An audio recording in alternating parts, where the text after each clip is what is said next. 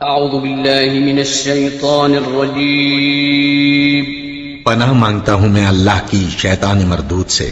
بسم اللہ الرحمن الرحیم شروع اللہ کا نام لے کر جو بڑا مہربان نہایت رحم والا ہے۔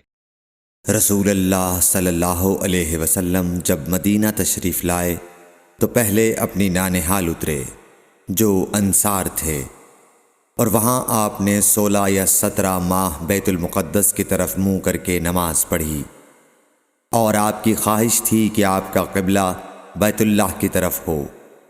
جب بیت اللہ کی طرف نماز پڑھنے کا حکم ہو گیا تو سب سے پہلی نماز جو آپ نے بیت اللہ کی طرف پڑھی عصر کی نماز تھی۔ وہاں آپ صلی اللہ علیہ وسلم کے ساتھ لوگوں نے بھی نماز پڑھی۔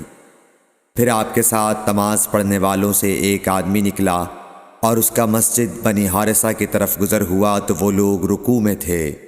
وہ بولا کہ میں اللہ کی گواہی دیتا ہوں کہ میں نے رسول اللہ صلی اللہ علیہ وسلم کے ساتھ مکے کی طرف منہ کر کے نماز پڑھی ہے۔ یہ سن کر وہ لوگ اسی حال میں بیت اللہ کی طرف گھوم گئے، اور جب رسول اللہ صلی اللہ علیہ وسلم بیت المقدس کی طرف منہ کر کے نماز پڑھا کرتے تھے، یہودی اور عیسائی خوش ہوتے تھے، مگر جب آپ نے بیت اللہ کی طرف منہ پھیر لیا تو انہیں یہ امر ناگوار ہوا۔